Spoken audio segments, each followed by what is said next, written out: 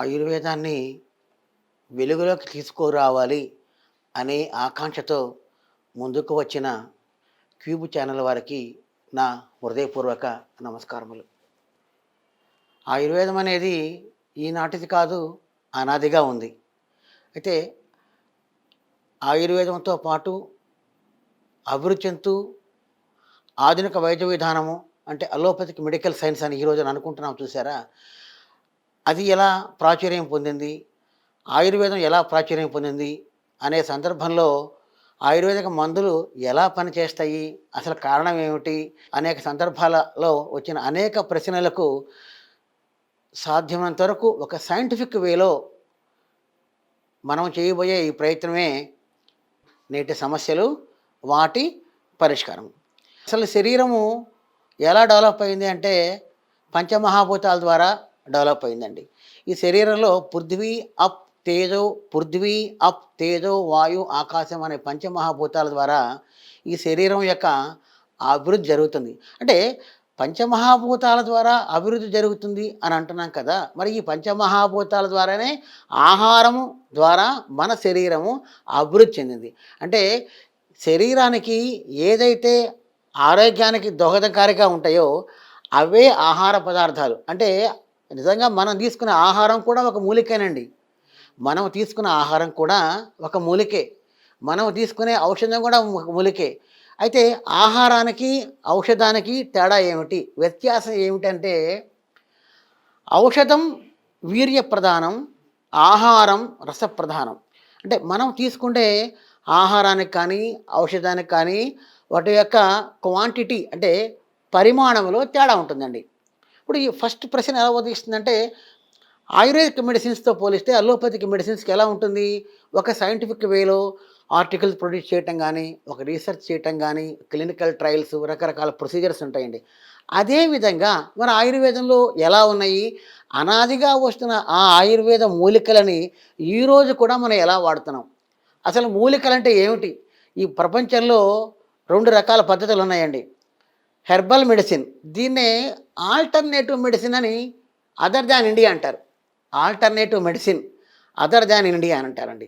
Other than ఇండియాలో అంటే మూలికలు వాడతారు అక్కడ, దాని హెర్బల్ మెడిసిన్ అనే పేరు కూడా ఉంది. దానికి ఎలాంటి పేరు ఉంది, హెర్బల్ మెడిసిన్ అంటారు. దాన్ని ఆల్టర్నేటివ్ మెడిసిన్ అని కూడా అంటారండి. అయితే భారతదేశంలో ఈ మూలికలు వాడుతున్నప్పుడు ఈ మూలికలకు సంబంధించిన వైద్య విధానాలు ఏమిటి, ఎలా ఉంటాయో తెలుసుకుందాం ఒక 2 నిమిషాల్లో. 1 ఆయుర్వేదం, 2 హోమియోపతి, 3 యునాని, 4 సిద్ధ, న్యాచురోపతి. న్యాచురోపతిలో వైద్య విధానాలు ఇవన్నీ కూడా national medical council system for Indian medicine and homeopathy అని ఒక పెద్ద వింగ్ ఉందండి. దాని యొక్క అధిష్టానం వర్గం అంతా కూడా ఢిల్లీలో ఉంటారండి. వారు దీన్ని పర్యవేక్షిస్తూ ఉంటారు. అంటే ఏ మూలిక ఇచ్చినప్పటికీ కూడా మనం ఎలా పిలవాలి, ఆయుర్వేద వైద్య విధానం, హోమియోపతి వైద్య విధానం, న్యాచురోపతి లేదా సిద్ధ వైద్యము లేదా యునాని వైద్యం అంటాం. హెర్బల్ మెడిసిన్ అని భారతదేశంలో ఎక్కడైనా అనగలమా అంటే మనము రిజిస్టర్ చేసుకున్న విధానం ఏమిటి, ఆయుర్వేద వైద్య విధానం, హోమియోపతి లేదా న్యాచురోపతి లేదా యునాని లేదా సిద్ధ. ఆ వైద్య విధానాన్ని మనం పిలవకుండా హెర్బల్ మెడిసిన్ అసలు ఎక్కడుందండి, హెర్బల్ మెడిసిన్ అనేది ఎక్కడైనా ఉందా, ఎక్కడుందండి, ఎక్కడుందంటే ఆయుర్వేదంలో ఉంది, హోమియోపతిలో ఉంది, యునానీలో ఉంది, సిద్ధ. ఆ పేరు చెప్పకుండా మనం వేరే పేరు చెప్తున్నామండి. ఇది వాస్తవం, నగ్న సత్యం. ఇది నేను చెప్పాలంటే దీన్ని మనం అందరం కూడా బాగా విశ్లేషణ చేసుకోవాలి. అసలు ఈ మూలికలు పనిచేస్తాయా పనిచేయవా, ఎలా పనిచేస్తాయో ఒక మీమాంస ఉంది కదా. ఎలాంటి మీమాంస అంటే ఒక సైంటిఫిక్ వర్క్ జరిగిందా, ఒక ఆర్టికల్ ప్రొడ్యూస్ చేసామా అన్నది కూడా సందర్భంలో ఉంది. అంటే ఇదంతా ఒక అలోపతిక్ డివిజన్లో ఒక విధానం, ఒక సిస్టమేటిక్ వేలో జరుగుతుంది. మరి ఆయుర్వేదంలో కొన్ని వేల శతాబ్దాల క్రితం రచింపబడ్డ సంస్కృత గ్రంథాల ద్వారా, తాళపత్ర గ్రంథాల ద్వారా ట్రాన్స్మిట్ అయి ఈ నవీన యుగానికి, ఈ 20th సెంచరీకి వచ్చిన వైద్య విధానమే భారతదేశంలో ఆయుర్వేద వైద్య విధానం. ప్రత్యేకంగా చెప్పాలి అంటే దీనికి మూల పురుషులు ఎవరు, చరక మహర్షి, సుశ్రుత మహర్షి. వీరితో పాటు అనేకులు ఉన్నారండి. ఈ రోజుల్లో ఎలా సైంటిఫిక్ వేలో సెమినార్స్, డిస్కషన్స్ జరుగుతున్నాయో, ఆ రోజుల్లో అప్పటి కాలమాన పరిస్థితుల ప్రకారం హిమాలయ ప్రదేశాల వద్ద కూడా చరక సుశ్రుతాది మహర్షుల ఆధ్వర్యంలో జరిగిన సందర్భాలను కూడా సంస్కృత గ్రంథాల ద్వారా ఈ రోజున మనం విశ్లేషణ చేస్తే అలాంటి సభలు, సమావేశాలు, సైంటిఫిక్ సెమినార్స్ అంటారు చూసారా మీరు?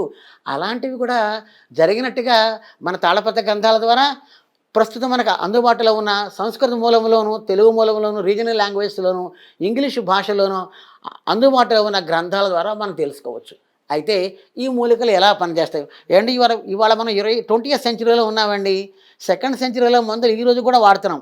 ఆయుర్వేద ఈజ్ ఎటర్నల్ అంటారండి. Ayurveda is eternal. ఎలా పనిచేస్తాయో తెలుసుకుందాం. ఇప్పుడు మోడర్న్‌లో ఒక మెడిసిన్ పనిచేసిందంటే కారణం ఏమిటంటారంటే, అందులో ఉండే కెమికల్ కాంపౌండ్.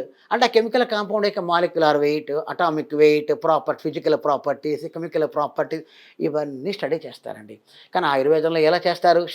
అలోపతిలో స్టడీ చేసిన తర్వాత ఒక ఫార్మస్యూటికల్ వేలో తయారు చేసి దాన్ని డాక్టర్స్ టేబుల్‌కి వస్తే ప్రిస్క్రైబ్ చేయడం జరుగుతుందండి. అదొక పద్ధతి అండి. ఒక ప్రొసీజర్ అది రిథమ్. కానీ ఆయుర్వేదంలో ఎలా జరిగిందో మీకు తెలియాలి కదా! ఆయుర్వేదంలో వంటింటి దగ్గర నుంచి కూడా పెద్ద పెద్ద కార్పొరేట్ హాస్పిటల్ వరకు కూడా వైద్యం చేస్తూనే ఉన్నారు. దాన్ని ఆయుర్వేదమే అంటున్నారు. కానీ వంటింట్లో చేస్తే వంటింటి వైద్యం అని, పెరటిలో చేస్తే మీ పెరటిలో వైద్యం, వంటింటో వైద్యం అని అంటూ ఉంటారు కదా! అంటే తాత్కాలిక పద్ధతుల్లో మీరు పిలుచుకోవచ్చేమో కానీ అది సశాస్త్రీయంగా ఆయుర్వేదమే. దాన్ని ఆయుర్వేదం అనే చెప్పాలి మనం. అలాంటి భాషలో చెప్పటం తప్పు కాదు. కానీ అలా చెప్పకూడదు అని అనటంలో కూడా తప్పు లేదు. కారణం ఏంటంటే అలా చెప్పటం వల్ల అది పరిమితమైపోతుంది. ప్రపంచవ్యాప్తంగా ఈ రోజున ఆయుర్వేదానికి అందరూ ఆకర్షితులై వైద్యం చేసుకుంటూ, రోగాలను అనేక కోణాల్లో కాపాడుకుంటూ, రోగాలు రాకుండా కూడా నియంత్రణ చేసుకుంటే వైద్య విధానమే ఆయుర్వేదం. అలాంటి ఆయుర్వేదంలో ఈ మూలికలు చాలా స్టేబుల్‌గా ఉంటాయండి. మరి ఆయుర్వేదంలో మూలికలు ఎలా పనిచేస్తాయో తెలియాలి కదా! మొదటి ప్రశ్న మీ అందరికీ కూడా అదే. ఆయుర్వేదంలో అలోపతిలో కెమికల్ కాంపౌండ్స్ ఎలా చెప్పానో, ఆయుర్వేదంలో కూడా షడ్రసాస్ అని ఉంటాయండి. ఆ కెమికల్ కాంపౌండ్స్ ఎందులో ఉంటాయండి? ఆ ద్రవ్యంలో ఉంటాయి గదా! అదేవిధంగా ఆయుర్వేదంలో ఏ మూలికైనా తీసుకోండి. మనం తినే తోటకూర దగ్గర నుంచి తోటకూరలో ఏమంటారండి? B1, B6, B12 అంటే మనం you get the B1, get the B12 అనం గదండీ! తోటకూర అనే పిలుస్తాం దాన్ని. అమరాంతస్ అంటారు. దాన్ని అమరాంతస్ అని అంటారు. అంతే తప్పితే get the I want to purchase B1 and I want to B12 అని చెప్పరు గదండీ! కాకపోతే ఏంటంటే అందులో ఏమున్నాయో ఆ బయోకెమిస్ట్రీ ద్వారా తెలుసుకొని ఈ రోజులకు ప్రజల కోసం అవగాహన కలిగించి దానిని తినిపించి ఆరోగ్యాన్ని డెవలప్ చేయాలని చెప్పి ప్రయత్నం చేస్తున్నారు. అదేవిధంగా ఆయుర్వేదంలో ఈ మూలికలనేవి పంచమహాభూతాల ద్వారా తయారు చేయబడతాయి. ఇదంతా కూడా సృష్టి క్రమం అండి. మనం చేసేది ఏమీ లేదండి. ఇదంతా కూడా ఆ భగవంతుడి యొక్క సృష్టి అండి. మీరు నమ్మినా నమ్మకపోయినా ఇది ఒక నగ్న సత్యం అండి. అయితే ఈ మూలికలు తీసుకున్నప్పుడు వేదాల్లో ఎలా ఉన్నాయి? యజుర్వేదంలో ఎట్లా ఉన్నాయి? అధర్వణ వేదంలో ఎట్లా ఉన్నాయి? ఈ రోజున ఎలా ఉన్నాయి? అలాగే ఉన్నాయండి. అయితే ఆ రోజున కాలమానం ఎట్లా ఉంది? ఆ రోజున వాతావరణ పరిస్థితులు ఎలా ఉన్నాయో మీరు ఆలోచించండి. ఈ రోజున వాతావరణ పరిస్థితులు ఎలా ఉన్నాయో మీరు ఆలోచించండి. ఈ రోజున సమాజం అంతా కూడా ఒక పొల్యూషన్‌తో ఉందండి. సమాజం అంతా కూడా ఒక పొల్యూషన్‌తో ఉంది. మరి దానికి మనకు హెల్త్ సొల్యూషన్ కావాలంటే ఎలా వస్తుంది? అప్పుడు ప్రజలంతా ఏమని ఆలోచించారు? ఒక న్యాచురల్ వేలో పోదాము అనుకున్నారు. అంటే ఎమర్జెన్సీలో వాడుకుంటూ కూడా, ఆర్టిఫిషియల్‌గా వాడుకుంటూ కూడా, ఎమర్జెన్సీలో వేలో సేవ్ అయిన తర్వాత ఆయుర్వేదిక మూలికల ద్వారా మన వైద్యాన్ని ఎలా సర్దుబాటు చేసుకోవాలి? ఎలా సెటరైట్ చేసుకోవాలనేది మెయిన్ కాన్సెప్ట్ అండి ఈ రోజున. అందులో భాగంగానే కొన్ని మూలికల యొక్క ప్రాముఖ్యత కలిగిన కొన్ని మూలికలను ఇక్కడ విశ్లేషణ చేయడం జరుగుతుంది. ఎందుకనంటే ఆయుర్వేదంలో అసలు ఈ కాన్సెప్ట్ దేనికొచ్చిందంటే స్వస్థ లక్షణం ఆతురస్య రోగ నివారణం. అంటే స్వస్థుడుగా ఉండి కూడా మూలికలు వాడుకోవచ్చండి. అనారోగ్యం వచ్చినప్పుడు కూడా అంటే ఆతురుడుగా ఉండి కూడా మనం ఈ మూలికలు వాడుకోవచ్చు. అయితే ఏది అయినప్పటికీ కూడా ఒక డాక్టర్ యొక్క పర్యవేక్షణలో వాడుకోవాలి. ఇప్పుడు మనకు అలోపతిలో మాదిరిగానే ఆయుర్వేదంలో కూడా కొన్ని రెఫరెన్స్‌లు ఉంటాయండి. ఏదో బ్లైండ్‌గా మనం ఏది ఇవ్వటం లేదండి. అంటే సెకండ్ సెంచరీలో సుశ్రుత మహర్షి తద్వారా అష్టాంగ సంగ్రహము, అష్టాంగ హృదయము అంటే దాని వెంట సంగ్రహ కాలం, హృదయ కాలం అంట. అంటే 5th సెంచరీ, 6th సెంచరీ. తర్వాత క్రమక్రమంగా 7th సెంచరీ నుంచి నిఘంటువులు అంటే డిక్షనరీస్ అని అంటారండి. అలోపతిలో ఉన్నట్టుగానే మెర్క్ డిక్షనరీ అని ఉందండి. ఇప్పుడు ఐఐసీటీలో తార్నాకలోని ఐఐసీటీకి వెళ్తే అక్కడ సబ్జెక్ట్ చూస్తే ఒక మహాసముద్రం మాదిరిగా ఉంటుంది. అదేవిధంగా మన ఆయుర్వేదంలో కూడా అనేక గ్రంథాలు ఉన్నాయండి. ఆ గ్రంథాలను మనము క్షుణ్ణంగా చదివితే మనం తెలుసుకోవాల్సిన ఎంత ఉందా అనిపిస్తుంది మనకి. అంటే ఎంత చదివినా తక్కువనే అనిపిస్తుంది మనం వాస్తవం చెప్పాలంటే. అలాగే ఆ గ్రంథాల ద్వారా 6th సెంచరీ, 7th సెంచరీలో రాయబడ్డ నిఘంటువుల్లో ఒక్కొక్క మూలిక యొక్క అంటే మూలిక అంటే ఏమిటండి? ఒక హెర్బ్ అండి. హెర్బ్ కావచ్చు, షర్బ్ కావచ్చు, ట్రీ కావచ్చండి. A a medicinal plant may be a herb, may be a shrub, may be a tree. అంటే 3 ఈ విధంగా యాన్యువల్స్ అని, పెరినియల్స్ అని, బైన్నియల్స్ రకరకాల క్లాసిఫికేషన్స్ ఉన్నాయి మోడర్న్ బొటనీలో. అవన్నీ కూడా మనం ఒక లిమిట్‌గా ఇక్కడ చెప్పుకుంటున్నామండి. వాటి యొక్క ప్రాపర్టీస్ తోటి మనం వాటిని ఆహార రూపంలో తీసుకుంటం వల్ల గానీ, ఔషధ రూపంలో తీసుకుంటం వల్ల గానీ, మన శరీరం డెవలప్ అయిందండి. అంటే ఒక 10 డేస్, ఒక 1 వీక్ లంకడం అంటే ఏంటంటే, అవి తినకుండా ఆహారాన్ని తీసుకోలేదనుకోండి, అసలు ఏ డాక్టర్‌తోనూ మీకు పని లేదండి. ఇది వాస్తవం అండి నేను చెప్పేది ఈ రోజున. ఇప్పుడు ఎక్కడికైనా వెళ్తే ఏమంటారంటే బేసిక్ ట్రీట్మెంట్ ఇస్తూ ఎమర్జెన్సీ ట్రీట్మెంట్ తీసుకున్న తర్వాత లేదా ఇచ్చిన తర్వాత ఏమండి వెయిట్ తగ్గించుకోండి సార్ అని చెప్తారు మీకు. దాని అర్థం ఏమిటి? అంటే శరీరంలో ఉండే పోషక పదార్థాలు మితిమీరితే, స్థాయి దాటితే అతి సర్వత్ర వర్జేత్ అంటాం కదండి. ఆ స్థాయి దాటితే జరిగే ప్రభావమే స్థౌల్యము, ఊబకాయము, ఒబేసిటీ అని రకరకాల పేర్లు ఉన్నాయండి. ఈ పేర్లు అంటే ఇప్పుడు వ్యాధులు మీకు ఎలా వచ్చినాయో తెలిసినాయి కదా. ఈ వ్యాధులు ఎలా వచ్చినాయి మీకు? మనము తినవలసిన ఆహారాన్ని క్రమ పద్ధతిలో తింటూ మితిమీరి తినటం వల్ల, క్రమ పద్ధతిలో తింటూ మితిమీరి తినటం వల్ల స్థూలకాయము లేదా ఊబకాయము తదితరి వ్యాధులు వస్తున్నాయి. ఈ స్థౌల్యం అనేది అనేక అనేక వ్యాధులకు కారణమవుతుందండి. ఇది ఇది ఒక లెవెల్ డిస్కషన్ అండి. రెండో పాయింట్, అసలు శరీరంలో ఏ వ్యాధిని మనం తెలుసుకోవాలి అనుకున్నా, శరీరంలో ఏ వ్యాధిని తెలుసుకోవాలనుకున్నా 3 రకాల దోషాలను మనం స్టడీ చేయాలండి. వాత దోషము, పిత్త దోషము, కఫ దోషము. మోడర్న్‌లో nervous system, respiratory system, so many systems are there. Digest system రకరకాల పేర్లు పెట్టారు. అదేవిధంగా ఆయుర్వేదంలో కూడా వీటన్నిటిని కూడా ఒక క్లబ్ చేసి వాతజంత వికారాస్, పిత్తజంత వికారాస్, కఫజంత వికారాస్ అని ఒక క్లాసిఫికేషన్ ఇచ్చారండి. ఈ రోజున ఏ వ్యాధి వచ్చినా కానీ ఆ వాతంతో కానీ, ఆ పిత్తంతో కానీ, ఆ కఫంతో కానీ మిళితమై ఉంటుందండి. ఎక్కడో ఒక టచ్ అవుతుందండి అది. దాని అర్థం ఏంటంటే concept is concept. No doubt at all. Concept is concept. అంటే దాన్ని అది ఎక్కడ క్లబ్ అవుతుందో మనం చూసుకోవాలండి. అంటే ఇప్పుడు మనం ట్రీట్మెంట్ ఎలా ఇస్తున్నాం? ఏ మూలికకి మన గ్రంథాల్లో చూసినట్టయితే ఏ వ్యాధికి ఏ మూలిక వాడాలో చెప్పారండి. అంటే ఎలా చెప్పారు? ఆ మూలిక ఏ దోషం పైన పనిచేస్తుంది? ఏ ధాతువు, ధాతువు అంటే టిష్యూస్ అండి. బ్లడ్ అంటాం, రసము, రక్త, మాంస, అస్థి, మేదు, మజ్జ, శుక్రాన్ని 7 టిష్యూస్ ఉంటాయండి మన బాడీలో.